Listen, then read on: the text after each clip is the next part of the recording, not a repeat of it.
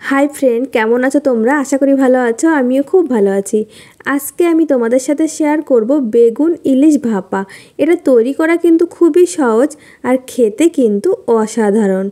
तो चलो बेशी कथा ना बाड़िये तोमादेर साथे एई रेसिपिटा शेयर करे निई।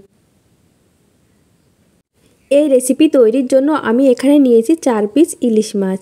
ভালো করে পরিষ্কার করে ধুয়ে নিয়েছি। এখন দিয়ে দিচ্ছি সামান্য পরিমাণ লবণ, সামান্য পরিমাণ হলুদ গুঁড়ো আর হাফ চা চামচ লঙ্কার গুঁড়ো। এখন সব কিছু আমি ভালো করে মাছের মধ্যে লাগিয়ে নেব।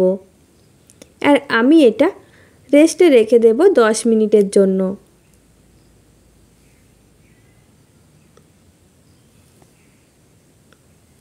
এখানে আমি একটা মাঝারি সাইজের বেগুন কেটে ধুয়ে নিয়েছি।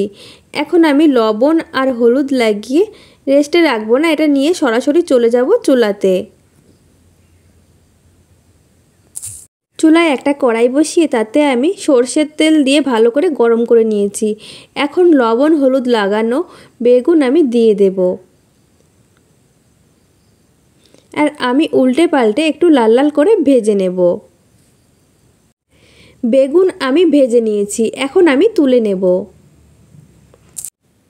আমি মশলা তৈরি করে নেব, তার জন্য একটা মিক্সিং জার নিয়েছি, তাতে দিয়ে দিচ্ছি 4টে কাঁচা লঙ্কা। আমি এই লঙ্কা একটু ভেঙে নিচ্ছি যাতে ব্লেন্ড করতে সুবিধা হয়। দিয়ে দিচ্ছি 1 চামচ পোস্ত, 1 চামচ কালো সরষে আর 1 চামচ সাদা সরষে। দিয়ে দিচ্ছি কিছুটা জল। এখন আমি এটা স্মুথভাবে ব্লেন্ড করে নেব। আমি একদম স্মুথভাবে ব্লেন্ড করে নিয়েছি। এখন একটা ছাঁকনির সাহায্যে আমি ছেঁকে নেব।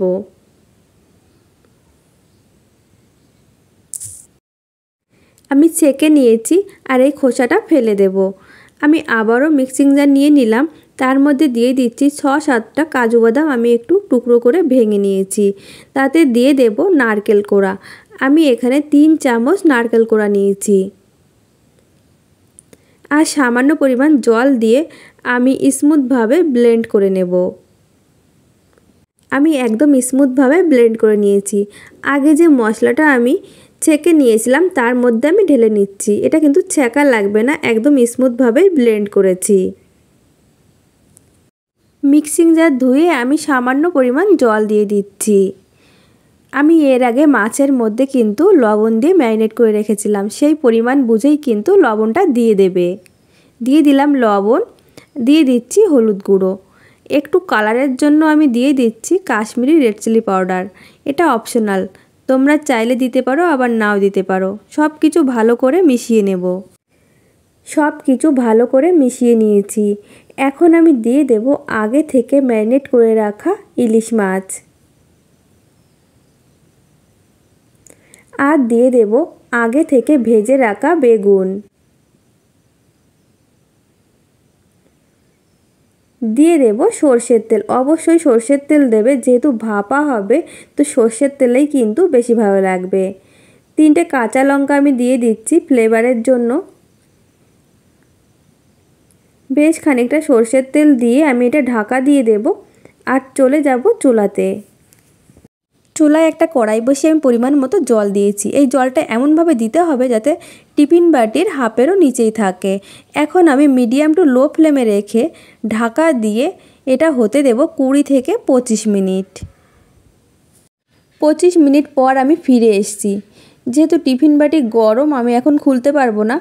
এখন চুলার জালটা বন্ধ করে এই টিফিন বাটিটা ঠান্ডা করে নেব, তারপর আমি তোমাদের দেখাচ্ছি।